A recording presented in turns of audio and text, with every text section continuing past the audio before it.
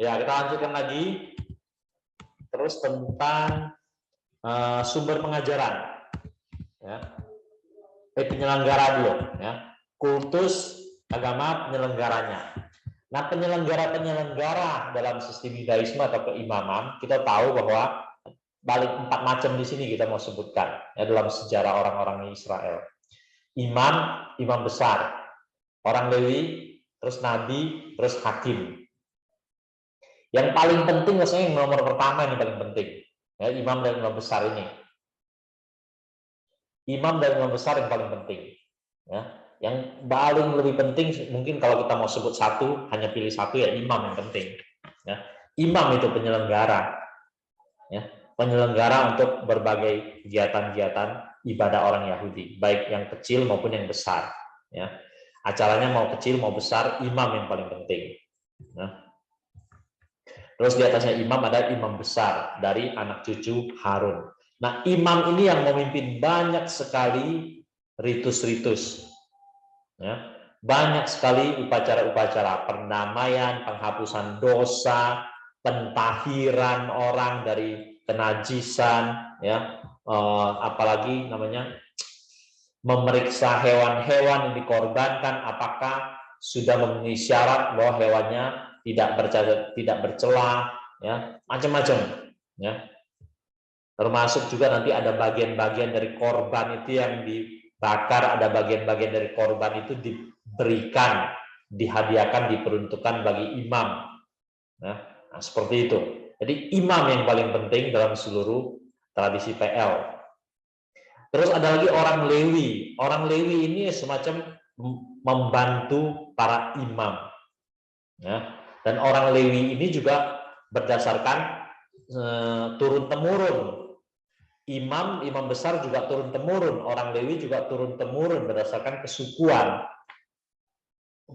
Dan mereka bertugas dalam bait Allah. Imam dan orang Lewi yang kita tahu adalah bahwa mereka tidak punya warisan tanah milik di tengah-tengah Israel. Ya. Mereka mendapatkan bagian dari orang-orang Israel yang mempersembahkannya kepada Tuhan. Jadi mereka tidak punya warisan milik, ya, tanah, rumah, atau hewan dan lain-lain. Ya, tapi hidup mereka ditopang oleh orang Israel yang lainnya. Sebenarnya ada orang mengatakan dalam tanda petik orang imam, orang Lewi ini lebih sejahtera karena mereka ditopang oleh 11 suku. Ya, bukan ditopang oleh 10 suku atau 9 suku, tapi 11 suku. Ada orang berhitung seperti itu. Orang-orang Lewi mereka juga, ya, juga kadang-kadang di antara orang Lewi ada yang menguasai sangat banyak ritus ibadah sehingga dalam tanda petik di antara orang Lewi ada yang bisa disetarakan dengan imam. Walaupun dia statusnya tetap adalah hanya seorang Lewi. Berikutnya lagi yang penting dalam PL yaitu nabi. Ya. Nah, Bapak Ibu sekalian, nabi sebenarnya tidak berkaitan erat dengan penyelenggaraan dalam agama Yudaisme. Nabi tidak berkaitan dengan erat dengan ritus keagamaan, dengan kultus, ya, dengan upacara, dengan hari raya. Nabi itu penting adalah karena dia menyampaikan perintah dari Tuhan. Jadi nabi itu muncul kalau ada petunjuk-petunjuk dari Tuhan tentang pelanggaran lah, inilah itu. Nah, disampaikan pada nabi, lalu nabi menyampaikannya pada umat. Jadi dalam tanda petik nabi malah sering dipandang di sini sebagai penentang atau pengkoreksi, mengkritisi. Ya, itu perannya nabi di situ. Tapi dia tidak menyelenggarakan ibadah. Ya, tidak menyelenggarakan ibadah. Nah, termasuk Elia. Bapak Ibu jangan salah, Elia walaupun melakukan korban bakaran itu dalam kejadian yaitu dia memerangin nabi-nabi Baal. Ya, bukan dalam arti Elia menyelenggarakan ibadah bagi umat Israel, bukan. Ya, karena Elia tidak punya status sebagai imam, Elia juga bukan orang Lewi. Jadi dia tidak punya wewenang di situ. Tapi dia melakukan hal yang mirip dikerjakan oleh imam, yaitu mempersembahkan korban, karena waktu itu dalam arti berhadapan dengan nabi-nabi Baal. Agak berbeda dengan Esra, ya. Esra itu punya status imam, ya. Esra ahli kitab punya status imam. Jadi dia betul-betul orang Lewi dan keturunan imam, ya. Nabi berbeda, ya. Memang ada orang-orang tertentu, ada imam menjabat nabi, ya. Orang Lewi juga menjabat nabi, ada yang begitu, ya. Yesaya itu adalah Yesaya, Yeremia, ya. Yeremia khususnya dia punya status imam. Tapi Yesaya kita lebih mengenalnya sebagai nabi, ya, nabi. Tapi dia punya status imam. Dia punya silsilah keturunan imam. Kita jangan lupa itu. Satu lagi dalam PL yang juga cukup penting yaitu hakim. Hakim ini secara khusus sangat berperan di zamannya kitab hakim-hakim. Ya. Kitab zaman hakim-hakim itu kapan berlangsungnya, Bapak Ibu?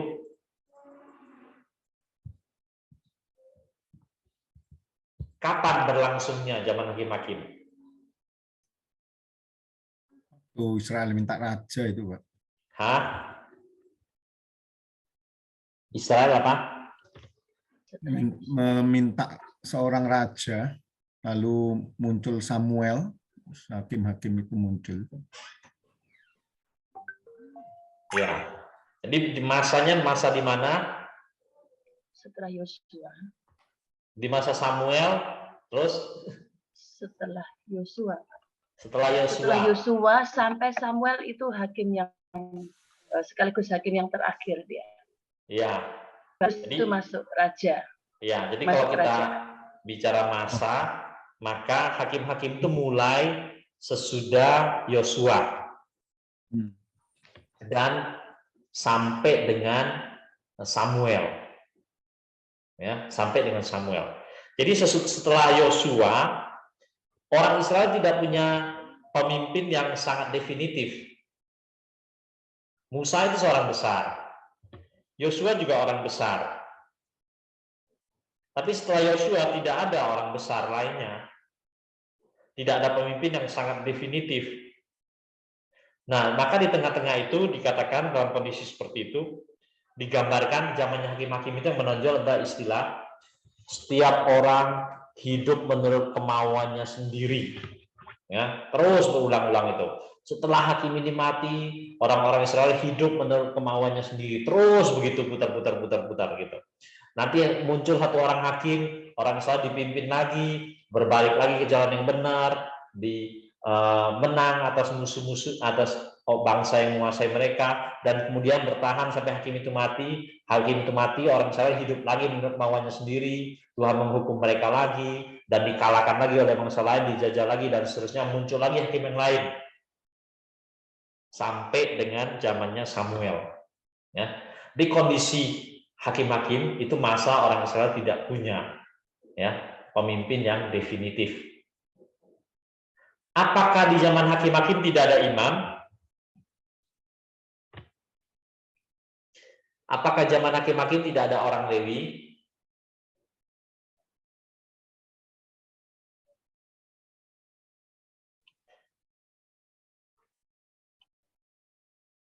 Apa di zaman hakim-hakim tidak ada imam, tidak ada orang Lewi? Ada, Pak. Mestinya tetap berlangsung.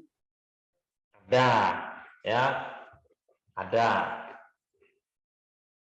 Bahkan ada hakim, ada orang Lewi yang tertekan hidupnya. Bapak Ibu bisa baca di dalam kitab hakim-hakim. Ya. Dan seterusnya juga ada.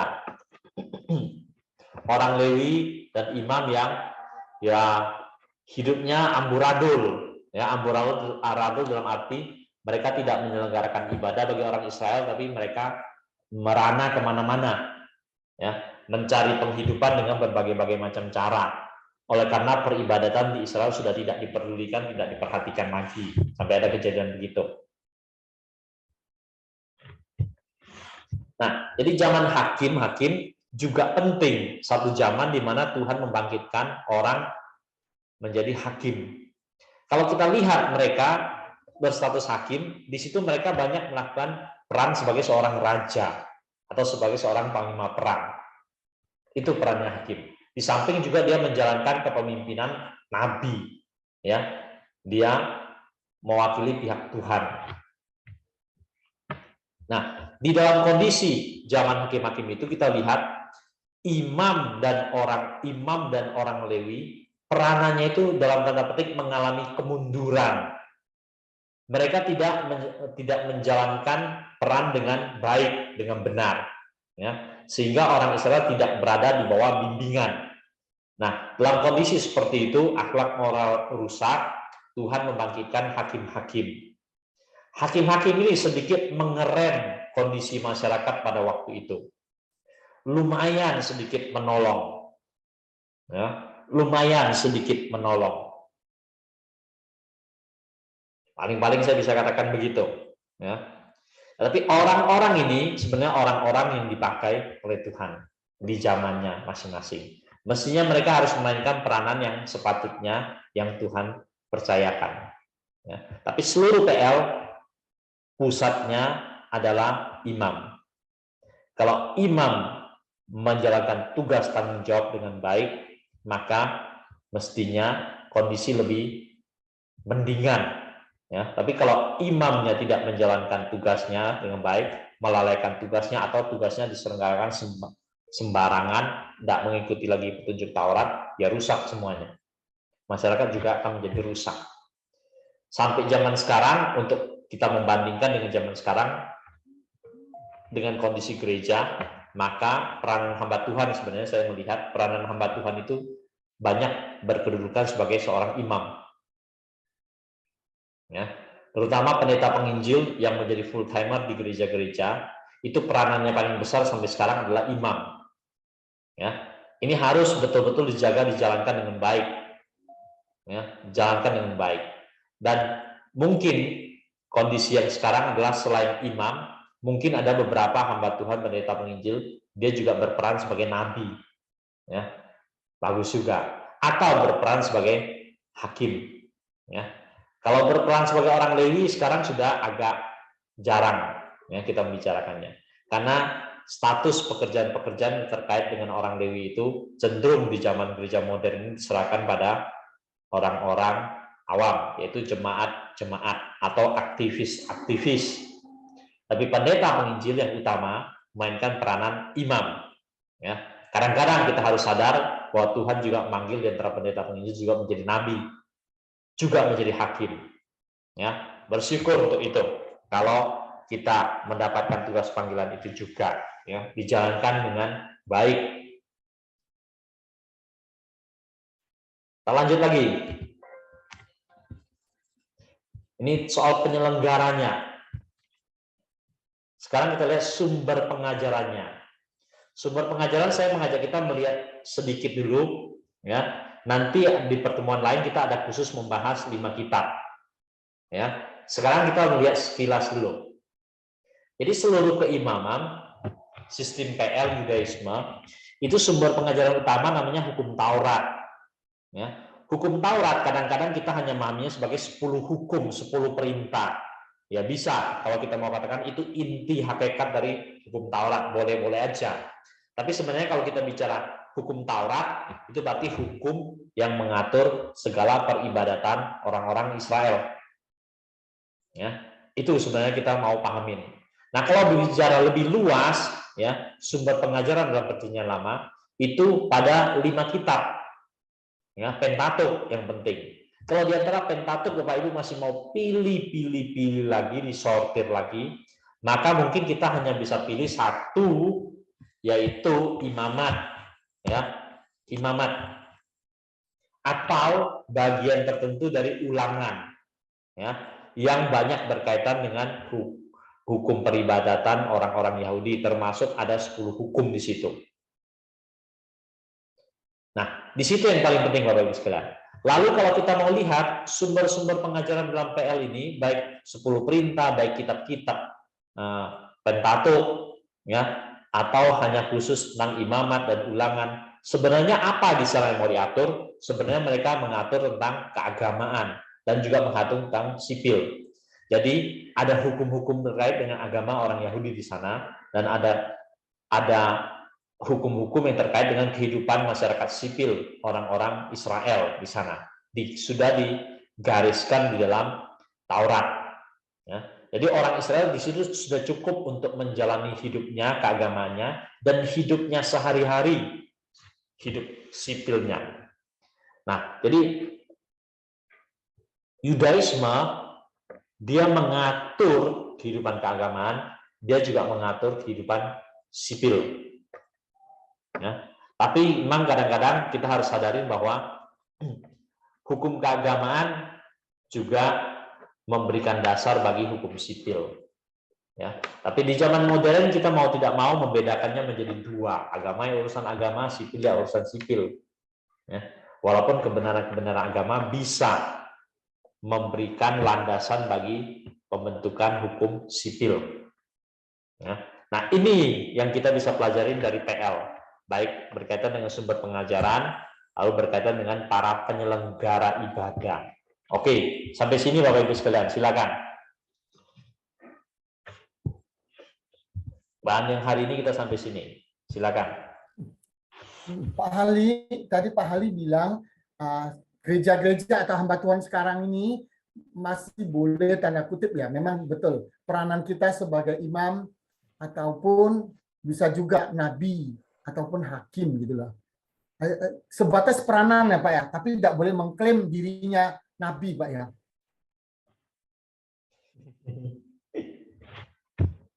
Kalau imam masih boleh lah, imam ya penyelenggara ibadah kayak pendeta kata apa. Nah, kalau nabi kadang ada juga yang mengklaim dirinya itu nabi, bukan peranan lagi Pak, tapi mengklaim dirinya nabi Pak. Nah, kita tidak menyebut siapa-siapa atau apa, tapi memang itu kan ada Pak. Apakah itu masih diperbolehkan Pak? Dan batas terakhir nabi itu kapan Pak di Alkitab? Ya, kapan batas terakhir nabi? Ayo. Kapan batas terakhir nabi? Terus apakah zaman sekarang kita masih bisa orang-orang tertentu masih boleh mengklaim dirinya sebagai nabi? Yohanes Pembaptis, Pak. Yohanes Pembaptis. Terus zaman sekarang apakah orang-orang tertentu masih boleh mengklaim dirinya sebagai nabi?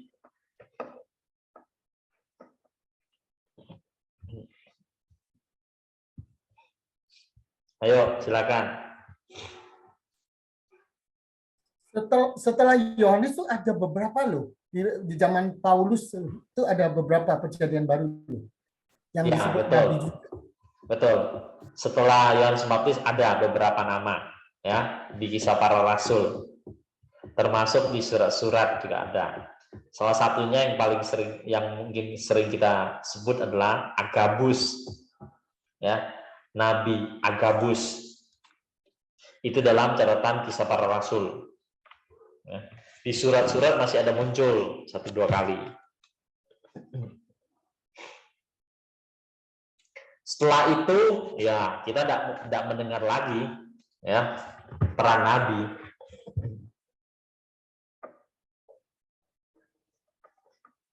Nabi ini satu pihak gimana ya, tinggi sekali kedudukannya.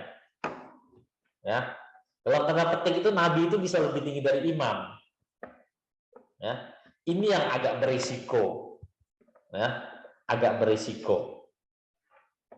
Kalau kita mempelajari hakikatnya imam dan nabi, bedanya cukup jelas. Imam menyelenggarakan ibadah, mengajarkan Taurat, membacakan Taurat, termasuk mengaplikasikan Taurat. Jadi siapa yang khotbah? Yang khotbah imam. Yang menyelenggarakan ibadah imam. Apakah mau nabi boleh khotbah? Boleh juga. Ya, tapi nabi tidak menyelenggarakan ibadah loh. Ya, nabi tidak menyelenggarakan ibadah. Yang menyelenggarakan ibadah itu imam. Apa pentingnya nabi dalam PL? Ya, nabi dalam PL yaitu seringkali nabi itu muncul kalau orang-orang Israel sudah menyeleweng dari hukum Taurat. Karena orang Israel menyeleweng dari hukum Taurat, terus kelihatannya imam tidak terlalu berperan dengan baik, di situ Tuhan munculkan nabi. Kalau orang Israel menyeleweng dari Taurat, kalau imamnya sadar, imamnya yang akan mengingatkan, ya, imamnya akan bimbing mereka ke jalan, kembali ke jalan yang benar, bertobat. Tapi seringkali setelah orang Israel menyeleweng dari Taurat, imam tidak terlalu memperhatikan, tidak terlalu mempedulikan, ya, atau bahkan mengabaikan sama sekali. Maka Tuhan mengutus nabi. Nah, nabi ini yang menyuarakan, mengingatkan. Nah, apa yang nabi ingatkan, disuarakan bukan soal firman, tapi mengajak untuk kembali kepada firman. Itu intinya nabi, ya. Tapi sekarang, zaman sekarang, hati-hati Bapak Ibu sekalian. Zaman sekarang nabi sering dipahami sebagai mendapatkan wahyu yang baru, ya. Di gereja-gereja tertentu, orang-orang tertentu zaman sekarang, entah di Indonesia, entah di dunia Barat, kalau mereka pendeta tertentu atau penginjil tertentu, hamba Tuhan tertentu menyatakan saya nabi, ya. Jadi seringkali adalah yang dia pikir ngomongan saya harus diikutin 100%, karena ngomongan saya ini wahyu. Ngomongan saya itu sederajat dengan Alkitab, ya, sederajat dengan firman Tuhan. Karena Tuhan bicara langsung dengan saya, itu yang ngeri, ya, itu yang ngeri. Sehingga saya lihat dalam PB lama-lama nabi itu hilang, ya, nabi itu hilang. Karena apa? Ya karena sudah ada Taurat, sudah ada Injil, sudah ada PL, sudah ada PB, sudah ada kitab suci. Itulah dasar kita, ya, itulah dasar kita. Nah, ada juga orang berpendapat yang nabi itu belum berhenti di zaman sampai kita sekarang. Ada juga orang berpendapat begitu, tapi sebagian besar orang Kristen berpendapat ya nabi itu sudah berhenti, ya, sudah berhenti. Nah, lalu ada orang mengatakan zaman sekarang ini peran nabi itu masih ada zaman sekarang. Bisa pada pendeta, pada penginjil, bahkan pada aktivis, bahkan lebih jauh dari aktivis pada orang awam tertentu. Ya, Tuhan membangkitkan, menempatkan peran nabi dalam dirinya supaya dia menyuarakan. Ya, jadi suara kenabian seringkali adalah mengkritisi karena orang telah melanggar kebenaran firman Tuhan. Ya, seperti itu.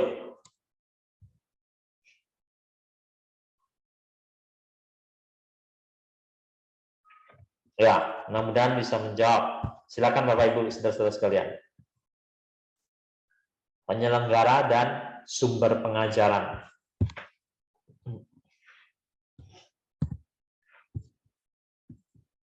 Oke, silakan.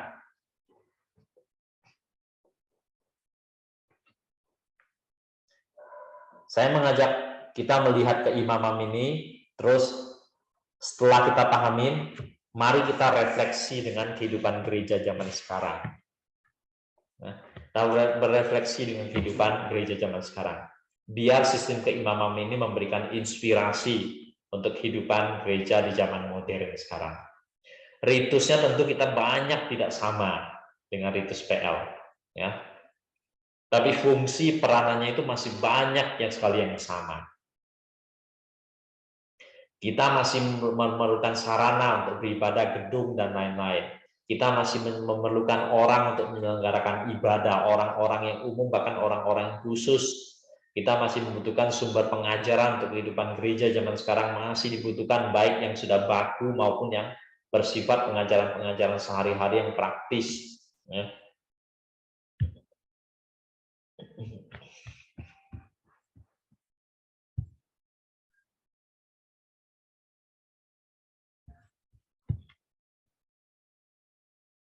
Ya, kalau ada bahan yang saya siapkan untuk tema hari ini cukup, ya. Kita sekarang bisa bicara bebas terkait dengan mata kuliah kita maupun tugas-tugas dan lain-lainnya.